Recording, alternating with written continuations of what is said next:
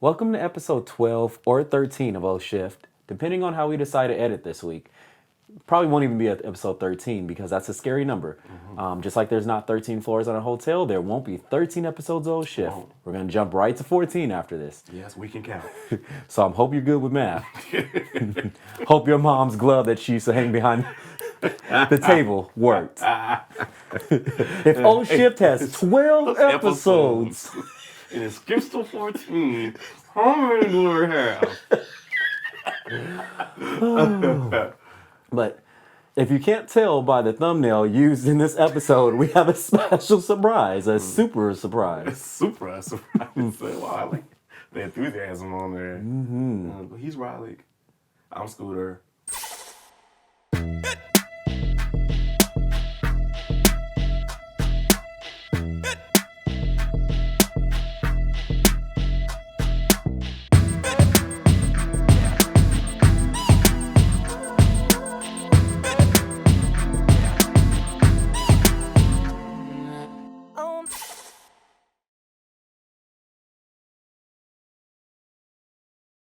The Ford Ranger refresh is finally here, as if the old one didn't just come out 2 weeks ago. It's on par with the iPhones. Is this the Ranger Pro, the Max? I think it's uglier than the one that came out. No shade, that's why we didn't see the concept in person. Toyota said no more boring cars, and I just know Kia was in that conference call like... Because they're executing it more than they are. They're getting it They're done. getting it done. Even if it flops, they're like, fuck it. We'll do another one in like 2 weeks. In Ranger news, Watch it come out with a Kia Ranger. Ranger X. Tesla Cyberquad for kids debuts with a $1,900 price tag and 15 miles of range. Make that one more thing that has come out before the Roadster. Where is it, girl? But have you seen this little Cyberquad? It's like a four-wheeler with electric. It's sickening. I kind of want one. I don't know where the hell I'm gonna ride it out here. Take me to the canyons. Oh, that is sick. Only $1,900. Is it really for kids? What's the speed on this? Because I know it's electric, bitch. This shit better. 10 miles per hour. Oh, damn. I'm gonna need a Cyberquad Ludicrous.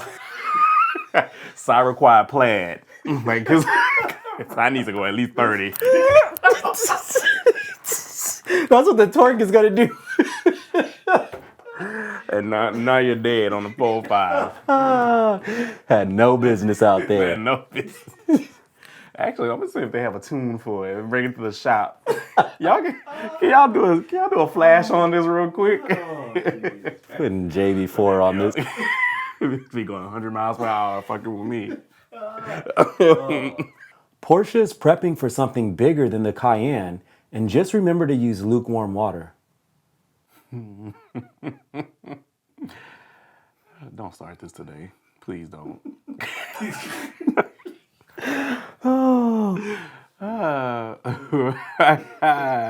And this episode, sponsored by Fleet. Hertz Fleet by Tesla. Oh man, that's so bad. A man in Texas is now in jail for using PPP loan money to buy a Lamborghini. The jokes write themselves. Nissan just announced pricing for its 2022 Altima, and I'm hoping that sticker reminds you that it's not a $750,000 McLaren. Keisha. And Candy. Wig be halfway out the window, girl. Speeding by. Looking like a... Was that a rooster driving? All you smell is a Chi Iron and Spritz. And for the 2023 model year, Mitsubishi will be announcing another SUV. Why? Another one. All right, DJ Khaled. Stick to the refrigerators and AC units that you're used to, because baby, we are tired. I do not want to see that shit. You made the Lancer Evolution. Like, you made the Evo. Like, and we can't do nothing else besides make an SUV that's not selling? Hold on, we don't even have to start with that. Like, Eclipse. Gallant. Gallant. Like, if you just bring back a big ass sedan, just make it look nice. Something. I'm confused. We need to actually look up to see who owns them because it might be the same people who are over at Toyota or BMW. Probably sabotaging the shit out of them. Maybe that's what the M stands for in BMW now, because nothing else makes sense. And in breaking news, Kia is debuting another minivan, which means they really have the money and don't give a shit about what anybody thinks about them or what they're doing, because they're just gonna make it. Literally just got this news as we were reporting the news. In more Korean news, Hyundai has put the motor from the Veloster N into their new 4-size Kiro. The Koreans literally said, "Who wants war?" That whole Kia group is just like, okay, what's your idea? Green lit. Like, y'all are doing the damn thing. Cool fucking dose. We need to give like an award out every show. Like best in show. Today's best in show is Kia. It's Genesis, Kia, Hyundai. Mm-hmm. All three are killing it. Put it on your name everywhere you go, baby. All right, the price just went up. It's giving Thanksgiving, you know, like that Thanksgiving dog show that always come with the dog show that comes on right before Thanksgiving. Best in show.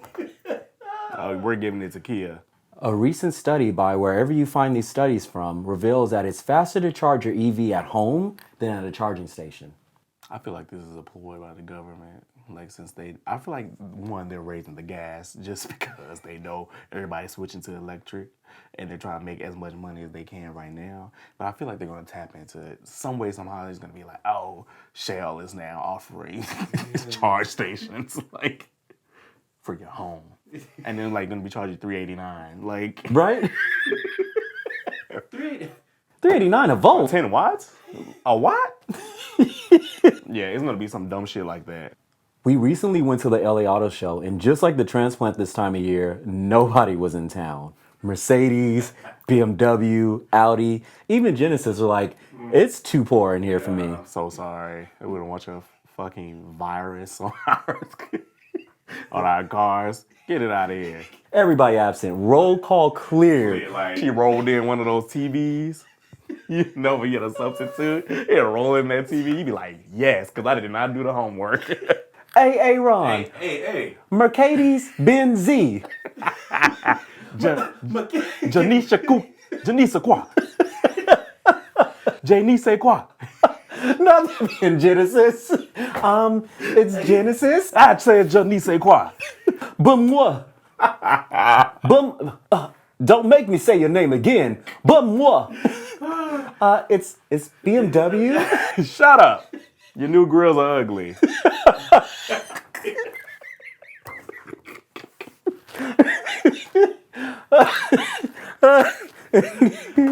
back to me.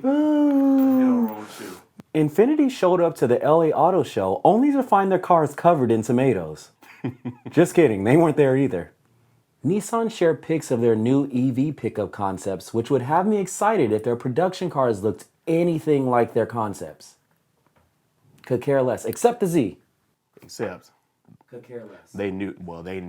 Like, Fisker announced that the Ocean SUV will start production in 2023, as if humans will even be around. Our expiration date is quickly approaching. Fisker, you better figure it out because 2024, y'all see them new robots with real faces? Skynet is here. It's done. Just have fun while you can. Rename the company. Fister. Fister Wide Open SUV.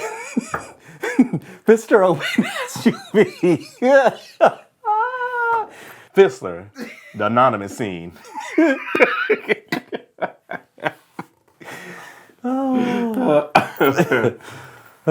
This is a part where I get to be annoying and tell y'all to like our video and subscribe so we could keep sending you more of this fun stuff about cars.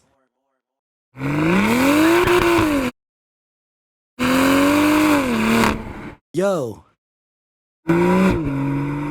Is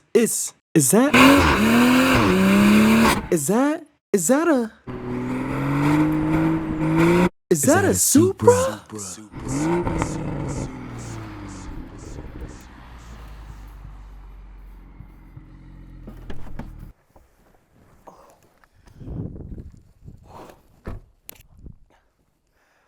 Over the past 4 weeks, we learned there's so many cars to be thankful for. More than we can count. The 992, E30, E46, literally more than we can count. But because I'm greedy, I'm still gonna add one more number to that count today. So up first, we're gonna cut. I think I forgot to CC you on the email. There's been a last minute scene swap. This week's actually about you. I know you're not ready, but can we just go with it? fuck it. We're good, guys? Yeah? Let's do it.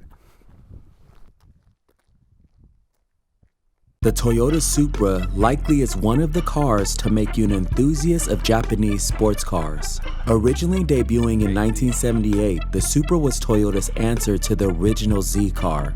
Then a Datsun model, the Z was finding success the world over. It was a proper rear-wheel drive sports car that could compete with the best from Europe, but at a way more attainable price point, and Toyota wanted a piece of the action. For the first 2 generations, the Japanese automaker simply modified the existing Celica model to accommodate a more powerful inline 6-cylinder engine. In fact, it was referred to as a Celica Supra. For the 3rd generation, Toyota took another route. The Celica had moved to a front-wheel drive layout to meet economic trends, within the market, and the Supra became its own product. And this lasted over a couple more generations that we famously know as the Mark III and Mark IV. Which is the big dog. The one that you might remember from the Fast and Furious franchise. The A80 4th generation Supra. Launched in early '93, this redesign saw Toyota put a greater emphasis on the truly high performance car. The A80 featured 2 new inline 6 engines, a naturally aspirated 2JZ GE having a power output of 220 horsepower and 210 pound-feet of torque, and a twin turbocharged 2JZ GTE having a power output of 320 horsepower and 315 pound-foot of torque, which would launch the turbo version to 60 in a lightning fast 4.6 seconds and help it reach almost 160 miles per hour.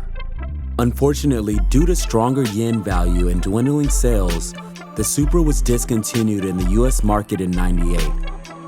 Rumors of its return and even concept vehicles circulated for years, but the manufacturer just couldn't make a financial case to create an all-new model.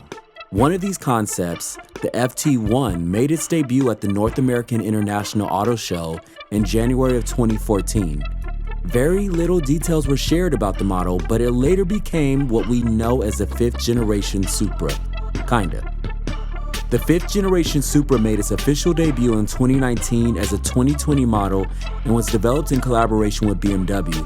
This model shares many components with the BMW Z4, but tuning was handled by Toyota's Gazoo Racing, also referred to as GR, aka the GR Supra.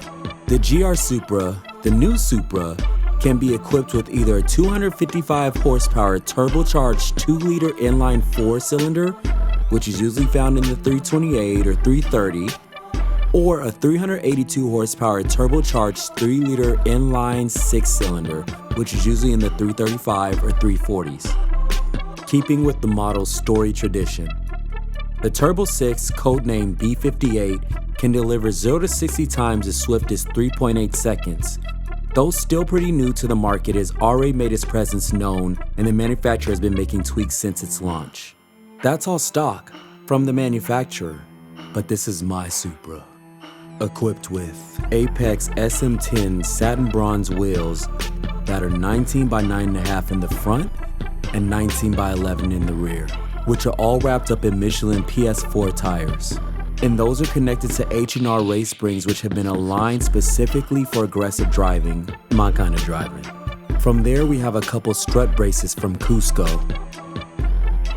And all of that works in tandem to keep the additional power down that comes from the Arma Speed intake, active auto work downpipe, boot mode tune, and GTS transmission coating, ceramic coating paint protection, and more to come because this is stage 1 to me. Also waiting on California to ship me my damn black plates because it's been like 8 months.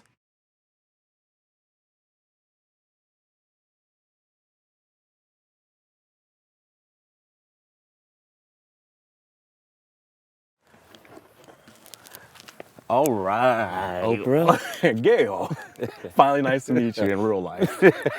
So, guys, welcome back to O Shift. This is the month we're thankful for, and we have Riley here, who I am thankful for allowing me to be a part of this. But I'm also thankful to be here in Angeli's Crest.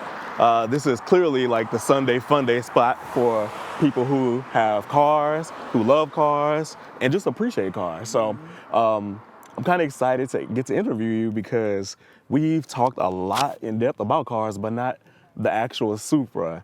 I remember the last time we talked about the Supra in depth, Basically. death and depth. It was at the Autoshow like 2 years ago, and we both hated it. Disgusted. And now we're like having a full circle moment. So how do you feel initially right now? Now I'll say, let me wait for this Odyssey. Paul Walker is pushing on by. And the last Saab ever made. Oh, it's a Tesla. I could talk right on through this one. I think now it's a complete 180. I'm in love with the car. Like, let's just start there. Right. This car brings a big smile to my face, thinking about it, driving it. I can tell. I can tell. Ooh, just any excuse to abuse it. But it's the thing about this car is once you start driving it and enjoying it, you love it so much that it's hard not to drive it. So like, I don't want to put millions of miles on this car. Right. You don't see it as like a collector's item because of course you want to drive it or whatever. Mm-hmm. But I guess the question is, what would be your cutoff point? Like, how many miles would you say you would want to put on it that you don't think you will get your money's worth back? That's a good one. I think a good mark is anything under 10,000 a year. Okay, right. But for a car like this, I'm trying not to exceed 5K a year, but because this was the break-in period for the car, I had to get to that 5K real fast, and now I'm trying to slow up because I'm right around 6. Okay. So I don't know how, but I need to take away 1,000 miles by this time next year. Get the DeLorean, and we're going back in time. 1988. You know, I love talking about the Supra or cars in general, but it's nothing quite like hopping in a car and just shutting up and let it do all the talking. True that. Maybe we just need to hit the road. You ready? I think we're done here. Let's go. Just for a second, we'll be back. We'll be right back.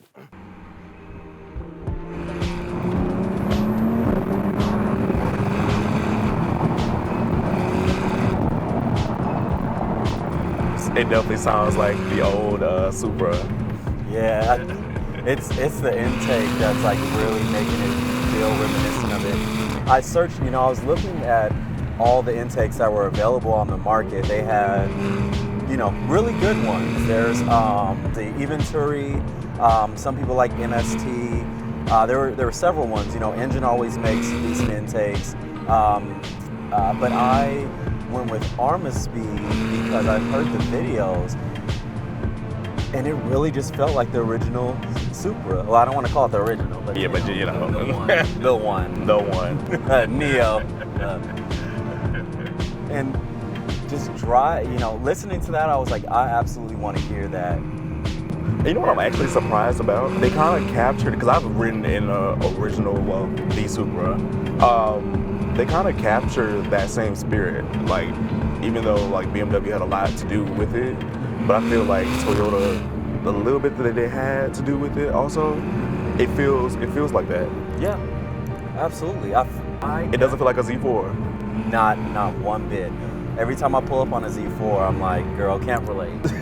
I'm like, hey sis. You're like, that's my sister. Like, actually, different daddies. And he had the good genes. Not you mixed. German and Asian. I mean, wow. What a partnership. I know. Yeah, we'll get to talk more about that.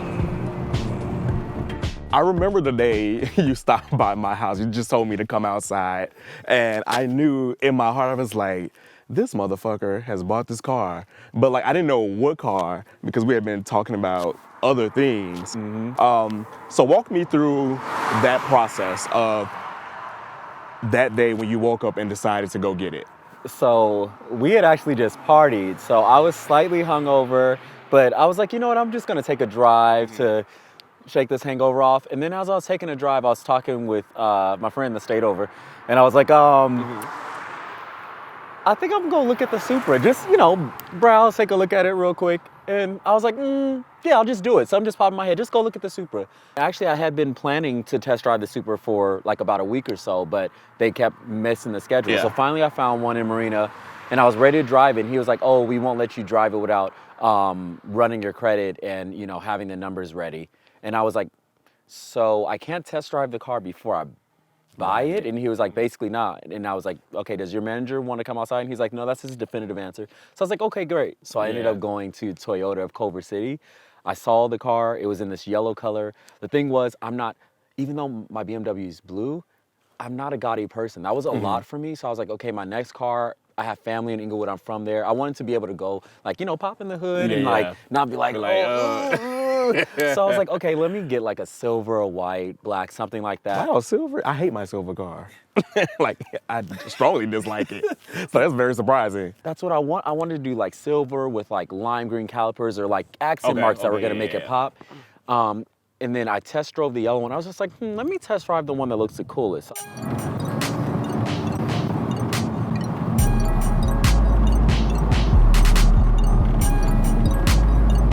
Yeah. Toyota tuned the fuck out of this chassis. Like, I know you like upgraded it a little bit, but from the jump, even when we used to go on other rides, like when it was stock, how flat it stays. So planted. Like it just surprises me how you point this car and it just goes. Like wherever. Coming from the 3 Series where you got so much So much wiggle room. Yeah. Like, girl, am I in a 1930s film? I'm just... Every time I get out of this car and get back in my house, I'm like, damn. Same. You ready to push that F-30 off a cliff? Say, lucky I still owe something on it. When you went to Culver City, what colors were on the lot? If I remember, there was white, silver, black, that rubyish red. It's not like a red, I think. I could be wrong. It kind of have like a dark tint to it. Yeah, slightly. But some of those were 2.0s and some were the 3.0s. I couldn't tell. I wanted to drive the 3.0 and I think it was just like a silver and white. Okay. So if I got the car, I thought it was gonna be one of those colors, but I was like, let me test drive the one that's up front. Like, let me do this yellow one. Drove it and he was like, let's run some numbers. And I was like, girl, I'm not getting a car today. Like, you're out of your mind if you think I'm buying this car today. And he was out of his mind. Because we're here. So I guess, what was your biggest surprise moment while test driving it? What was like the big standout for you that was like, okay, I can do this? I think for me, it was when I sat in it at the Marina one, because they would let me sit in it, I just couldn't test drive it. I looked at all the details and I was like, wait a minute. This isn't the Supra I remember from the auto show. I don't know what the hell they showed us there, but it wasn't this. It was. But I just noticed the splitter. If you look on the front, you have that splitter on the front, and I was like, wait, this detail there? Yeah. And I was checking this, like the sticker to see if any of these things were add-ons. Right. And it all came standard on the car. And then when I sat inside of it, I was like, wait, this feels bigger than I remember it. I just remember it feeling like a tiny car, thing. yeah. And then I was just looking at some of the tech in there and things like that, and I was like, this looks like it might be enjoyable to at least drive around if it's not fast. I knew the B58 motor was gonna be fast, but I was like, at least it'll be a cute thing to drive around. And I think I got excited to be in something modern, because even though the BMW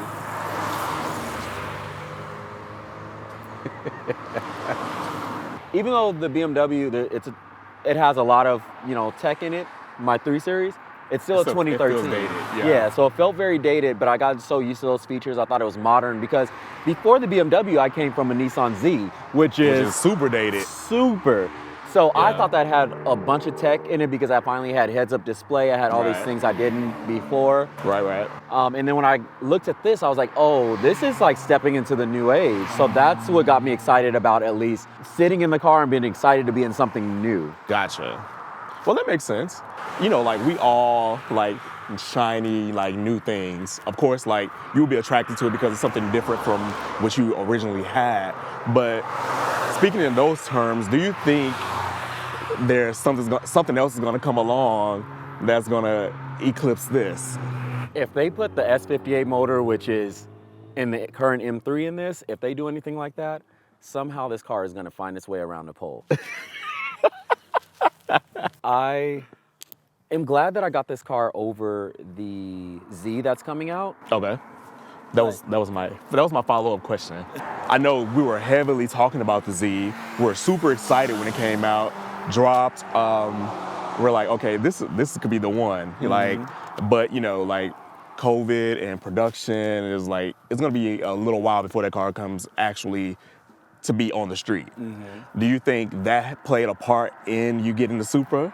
Like you were kind of like getting like a little impatient, and you were like, well, like the Supra can't be it can't be that bad. Can't be too bad, right? Do you think that had like a lot to do with your decision making? Absolutely. I was like, bitch, I gotta wait how long? You said months? Not weeks or days? It's a long time. Yeah. Yeah. I wasn't down with it. So I just couldn't wait. Impatience won. But the truth is, once the Z was finally debuted and we got a full look at it and I got more details, I was like, wait, this is still sitting on an old ass chassis. Platform, yeah. And why not go with the BMW, Yeah. helped out vehicle? Exactly. And then the other thing too is like, the thing I had to consider is that, yeah, this Z might be out in the next year or so on the streets to buy, but we know how finicky Nissan is with their launches. And that first Z is gonna have its issues, its fair share. Yeah. So Like I an imagine, iPhone. I mean, like the iPhone you have. New shit. we won't talk about her at all. But yeah, I imagine that it was going to have its qualms the first year. They fixed everything the first year right away with this car. It was quick. Like the value of the first one like dropped so much because after like the second iteration came out, everybody was like, okay, well, like this is where it's at. But I've also heard like a lot of enthusiasts were like, well, like they changed these things, but it wasn't like that significant. Do you think it was super significant? No, I think, and one of the things I think helped with sales, because a lot of people say the first year I didn't see many people in Supras, and now I just see a ton of them. Like the demand for them just shot up. As a 2.0. I don't think it's just a 2.0. I think most of these people, it's sticker value, right? So you're looking at the number on paper. Oh, it went from 335 to 382. Oh, Yeah. this is way more. But the 335 horsepower is literally like 382 in the BMW world because we all know they underrate their engines. It was 382 this whole time to the wheels, which means this car has 450 to the crank. It always had that. The only thing they changed is that it now has 6 ports. So that's like the one significant thing that changed, which is important if you're putting down a lot of power. For most guys that are, even me, that's driving this car around, it's not gonna make that much of a difference. Like, you're not gonna notice things like that, but I think something like that was a big difference. Also, they did make tweaks to suspension that helps because a lot of people were saying that it was very unstable on, unpaved road. So the changes that they made to suspension were a plus. I didn't get to drive the one before this, so I can't speak. You can't speak to it, But what I see on paper, at least, is that the 0 to 60 times are about the same. The quarter mile is the same. Yeah. Nothing is changing there. Like a lot of the reviews I've seen, it's just been like, they say it's a difference, but like the people really can't feel like a difference, and they've driven them back to back, so. You can't feel a difference in the speed of the car, but they say it handles different. Yeah, completely. And I love how it handles. So I wouldn't want to go backwards. We're car enthusiasts, both of us. And like whenever you park your car and you turn around and look at it, you're like, damn, like I did that. Like this car is sexy as fuck, like it's mine. What's the sexiest part of the car to you? And does that correlate to something you find sexy about yourself? The ass, so yes. I think that back portion of the car is so sexy, but interestingly enough, I don't like catching it from the back. I like looking at it from there, and just seeing that. I think it's so beautiful, but The truth is, every time I do something to this car, that slight modification becomes sexy to me. Yeah. So the fact that we did this reflector delete right here on it's this dope. side. I like it. It makes it look more custom. Yeah. Yeah. I love Less pedestrian. looking at that. You know what my favorite part of the car is? A ducktail. You know, I love ducktails on cars because I feel like spoilers are like wings. It's like, okay, like that's like Cool, girl. a race car 101, you know? Like, all right, Tyrese, we You're get like, it. Tyrese with the big wing and rims. Yeah, the ducktail for me is my favorite part of it. I think it makes it look expensive, but still race worthy, if that makes sense. That was the one thing that drew me to the car because I told myself after the BMW, I wanted to get a Porsche next. And so I was looking at this along with the Cayman.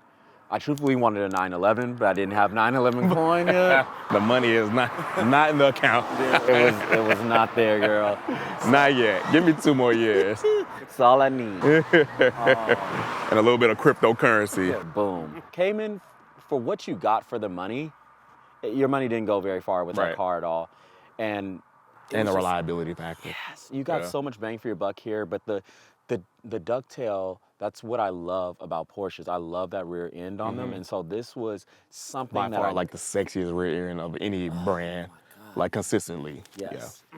And what you saw on last week's episode when we took a look at the Gunther Works and the ducktail on that, it just gives me a similar feel. I love like that angle that we see. The camera is not sitting where we're sitting, but that I'll let the camera see it for a little bit. Let's see it. Show that ass off a little bit. Give me the main reason why Vin Diesel is the real villain in the Fast and the Furious.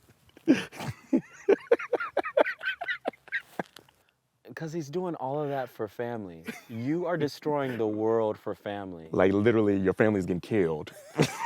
Murdered. You are having these people risk their lives to sit at a table. Like literally, only 3 people has made it through the whole series. He's actually a villain because he is breaking all the laws of physics, right? He's killing all of those laws. Like yeah, catching cars with his hands, throwing Letty across a bridge, And catching with the her. hood? What? And like landed on the glass and it didn't break.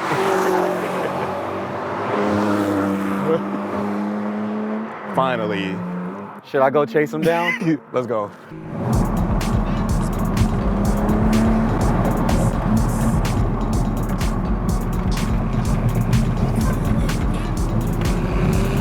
Spin the block. Go, go, go, go, go. Yeah. Sounds so good. What were your first concerns about buying the Supra?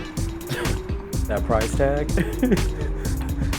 Girl, am I gonna be able to afford this? It's how much over sticker? Woo! Jesus, I mean, yeah. That was the first concern. I think, like when I think about the car itself, I didn't want to be let down with the performance overall and making a decision on a car that, is automatic. I was like, hey, am I gonna get bored with this after a while? Like after I do everything to the car, am I just not gonna get excited? That's what I was concerned about. And then the other thing, I was like, damn, am I gonna get this car and regret not waiting for this? Which, Yeah, I'm not saying anything. I have no comment. I don't have a dog in this fight. But I think the Supra is very, it was a good purchase. You know it's gonna hold you value. Even if you want to sell it, somebody's gonna buy it. I'm thoroughly content with it for that reason.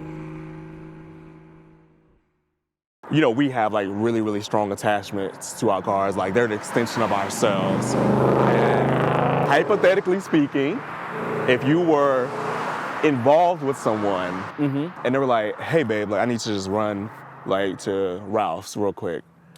Would you be willing to like just give them the keys? Like oh yeah, like just take the Supra. Or like, what do you think you would hesitate? I see it in your face right now. You see the hesitation right now. Yeah, you could take the keys. I'm gonna detune it before you go. Just listen, girl. Yeah, that back end can get loose. No, I feel That's an interesting question because I haven't really let anybody drive that car. I feel like with the BMW, that's a lot of power. I would probably be like, yeah, the BMW's out there. Right, but I like. But I'm saying, like you're in bed, don't want to move. You know, it's like a super lazy Sunday. It's super foggy outside.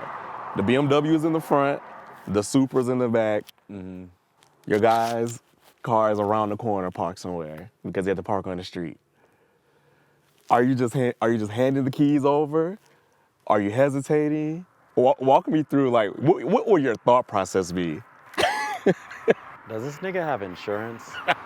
Can he pay for the deductible? Am I thinking about getting rid of this car soon? What's out right now? So it's a multi-step process. Definitely, there's a long decision tree there. And then it all happens very fast, and then, yeah, sure, go ahead. Mm-hmm. Just so I could get some later. But do you think you were like be on pins and needles like the whole time? Like, damn, this ain't taking long. Like, when are you coming back? I would just have to make my peace. As soon as I hand those keys over, whatever happens. And that's really just it, because you really can't control anything outside of that at that point. Like, knowing some people, they won't even make it out the garage, like just scratch it on the side, like, You totaled it, you didn't even leave the spot. I'd rather you wreck it. What has been the biggest surprise you've come across since owning one? The safety features. The ability for it to bring me back into my lane if I drift off, that'll stop. That's all Toyota right there. Honestly, my favorite features are the safety features. And then one time I was I was driving with Eric one day, and we were driving downtown, and I saw the little icon pop up on my car that looked like, because normally it shows a car if a car is coming up, but it showed a person. And I was like, I've never seen this before. A few seconds later, somebody darted out into the street. We wouldn't have seen him.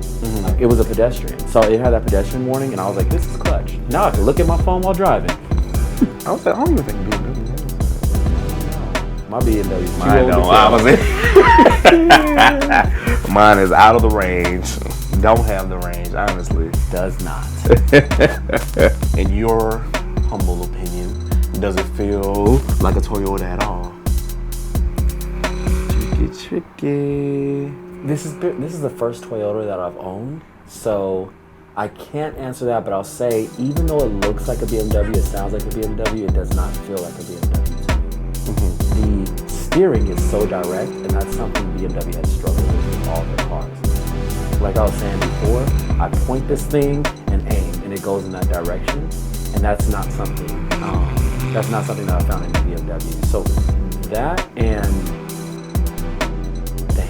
the way the car feels overall doesn't feel like any of the BMWs I've driven, whether it be mine or any of the other M's. Okay, that's fair.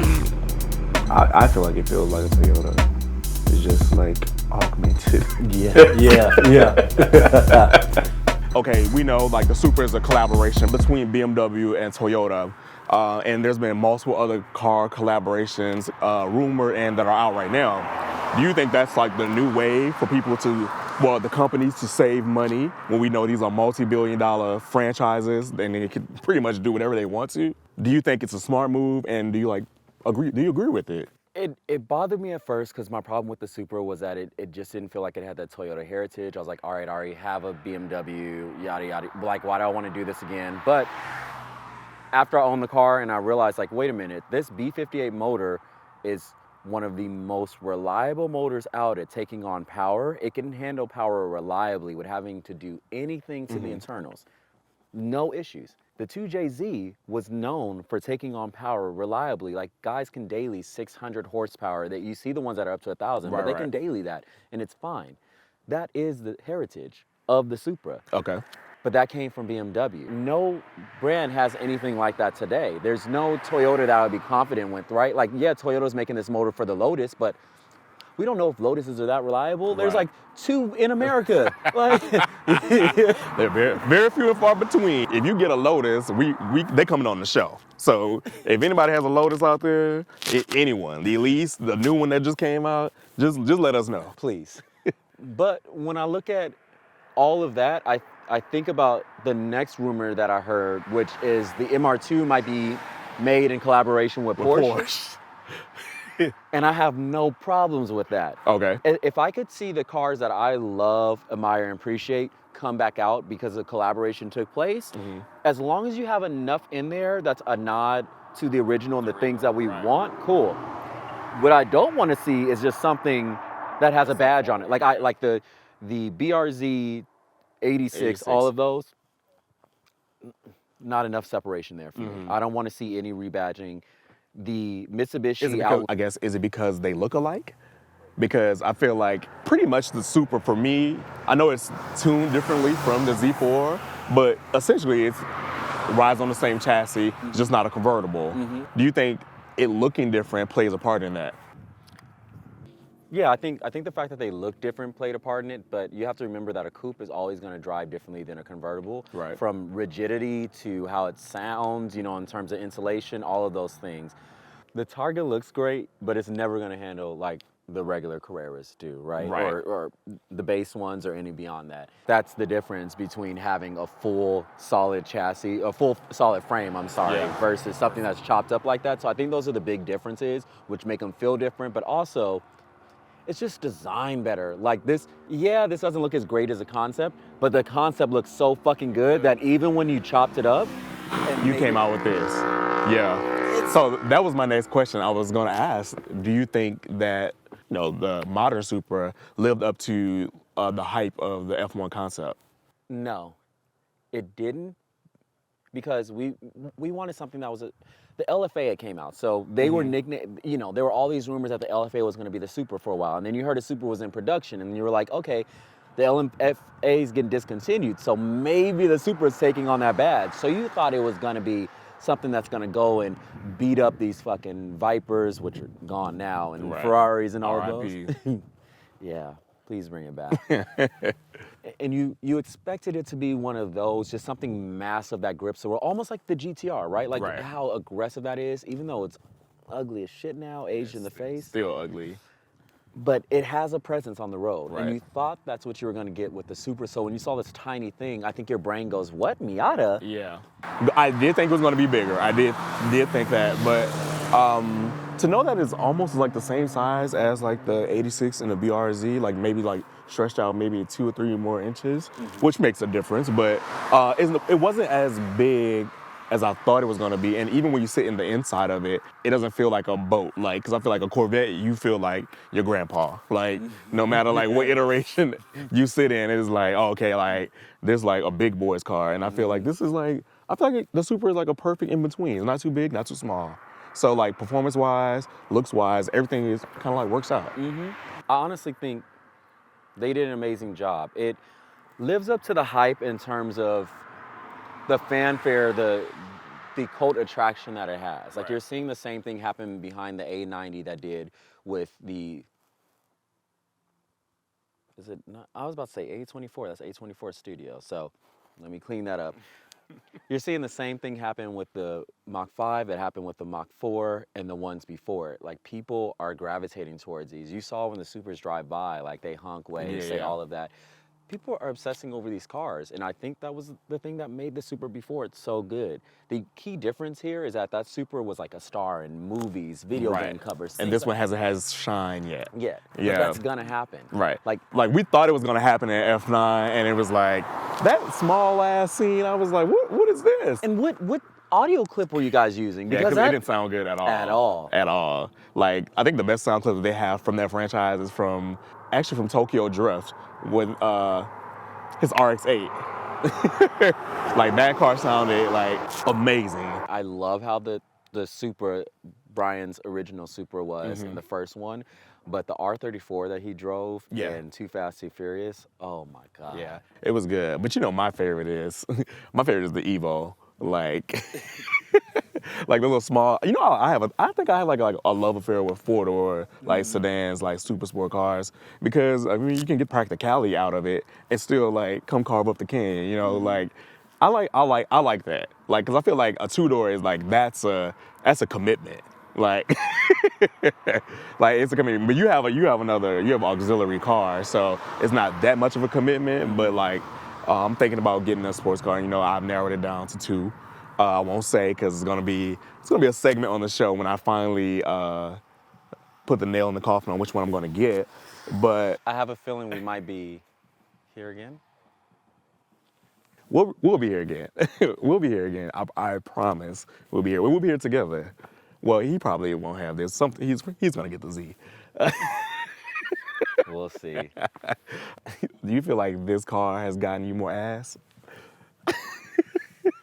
Honestly, it has not. I have been so busy working on this show and things I could do to the car that I've had no time for that. Okay. So I feel like it has a potential. Potential. But it has not. I just wanted to ask that question. I'm gonna ask him in the group chat. I'm sure the answer's gonna be different because we're friends in real life. A big thing with the Supra coming out, it has the great ZF transmission automatic, and that was the only choice. Toyota was like, this is it, because we're not gonna waste our money on production, putting out a manual because a lot of people don't buy those. There's not that many enthusiasts. So if it came in manual, do you think you would have got the manual? Yes, honestly, initially I would have got the manual because I just love stick shifts. I love being able to go through the throws and push it through that gate. Something so exciting about that. As you know, I'm used to clutch because I almost sent you through the windshield earlier. You almost killed me twice. I mistook the brake for a clutch and he almost died earlier.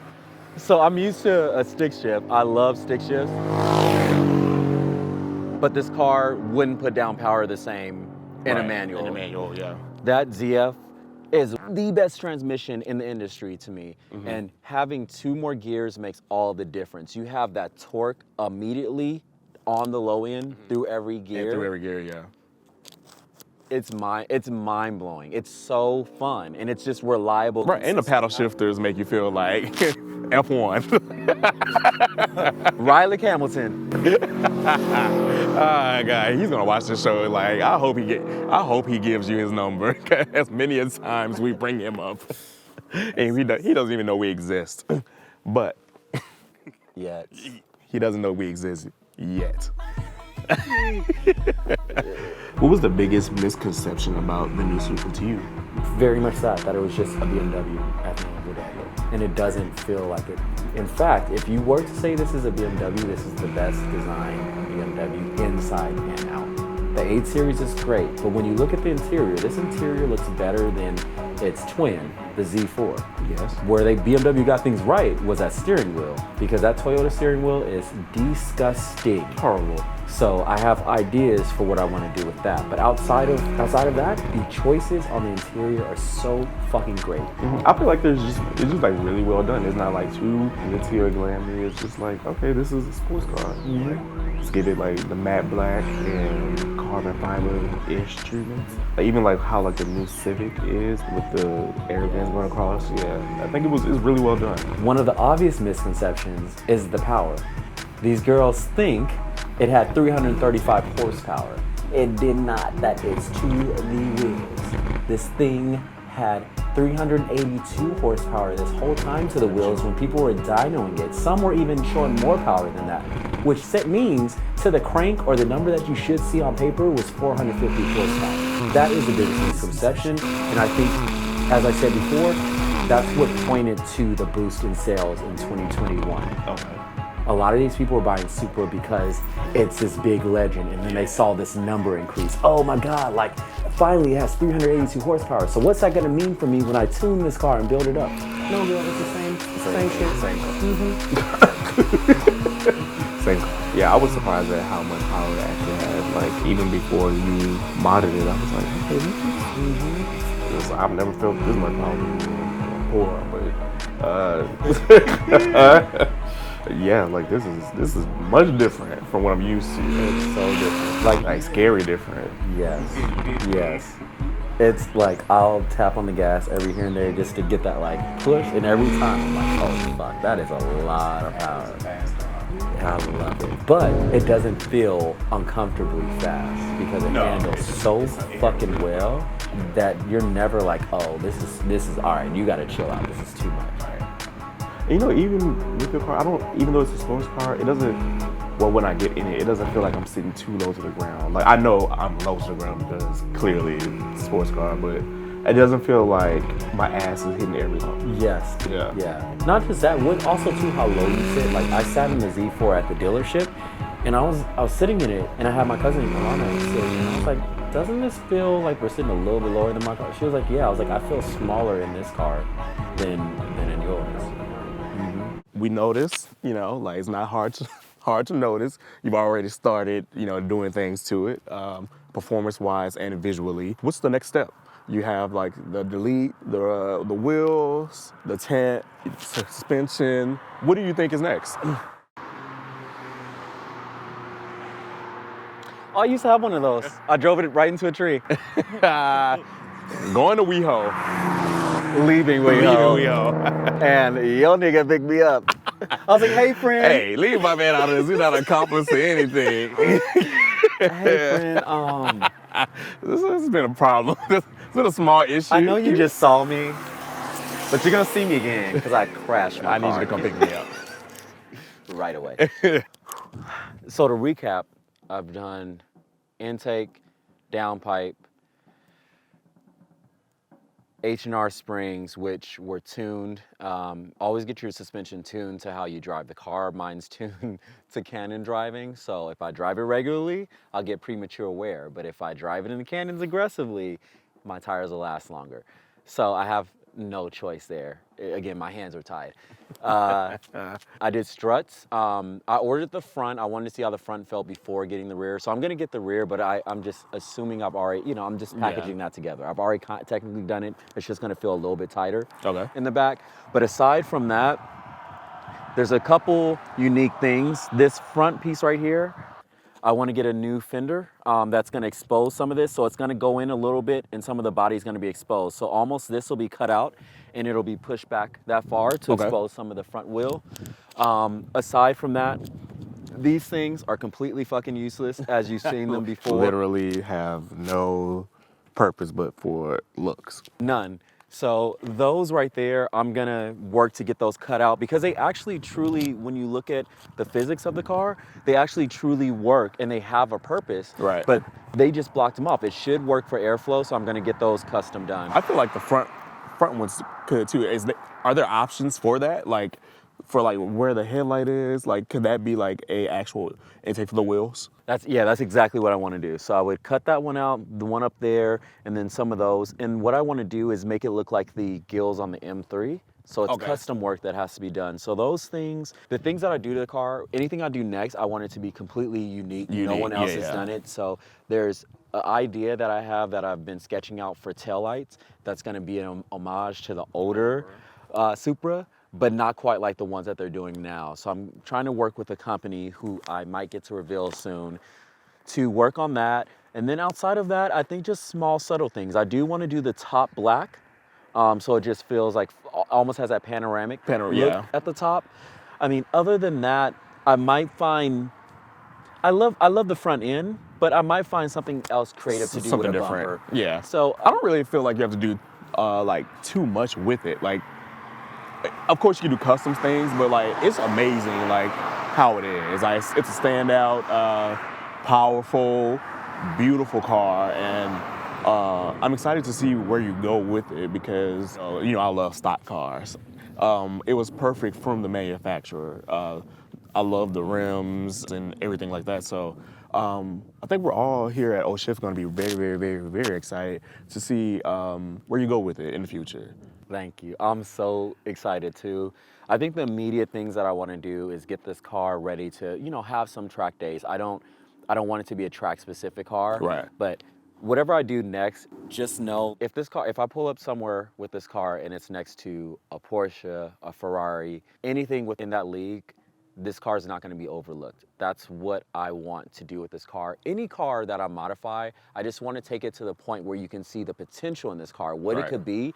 I'm not interested in anything that looks super ricey or extremely aggressive where it's like you got a wing way out here, you got a splitter that's gonna Like you can't go under certain bridges because the wing's too big. very, very much that. So I just want to do away with things like that. I want it to feel like it could have left the factory like this as like their top of the line Top of the edition, line, their yeah. ultimate one, right? Like think of when you look at the M division and then you look at the CS or you look at the GTS, right? That's what I want my car to feel like. But also like, okay, I can pull it into this grocery store if I want to. I want to go here, I want to go there. Finding a nice balance, but yeah. I want it to feel A nice middle ground is nice, where it's custom, but not like we're not in the movie. Like, like you know, like it's you literally have to drive this like every day. Yeah. So I think like having a nice middle ground would be perfect for you, and I feel like that's your aesthetic anyway. Like you'll even with your clothing, you'll have like one statement piece, and then the rest will be very, very simple. You know. My friend acknowledged my clothes. I need a moment. You know, you try to be a fashionista at times. Just here and there when I feel like it. Most of the time, y'all getting a robe at best. Yeah, and some Nike basketball shorts. He loved those shorts. So we hope you guys have really, really enjoyed this episode as much as I have, getting to know my homie lover friend, Riley, because I love all my friends like they're my boyfriends. I'm very, very protective. I just want to thank you for having me here and being a part of this. It's really, really special to me. I don't think you realize it because I keep everything so like right here. But like I'm really, really excited to see where this goes, and I'm pretty sure we're gonna go far. We have faith, so that's all we really need, and your expertise, because I don't know shit. We created the show truthfully because I would walk into spaces and not see any. You know what? I was trying to give y'all a heartfelt moment on a sign off, but these cars are being aggressive. So we're just gonna get on the road. Yeah, I think it's time. It's time. Let's just go.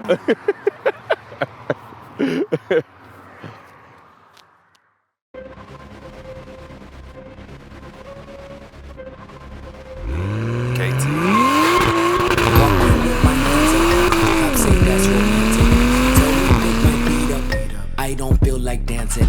Walking with my head down. Boss say that's romantic. Tell me pick my speed up, but I don't feel like. Feeling like Pamela. Look at the stamina.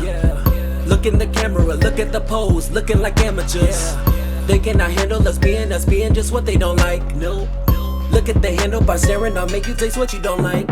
Like you never seen it, see a boy like this is science. Like you never seen it, see a girl like this is science. Like you never seen it, see a like this is science. Like you never seen it all before it's science. Like you never like you never like you never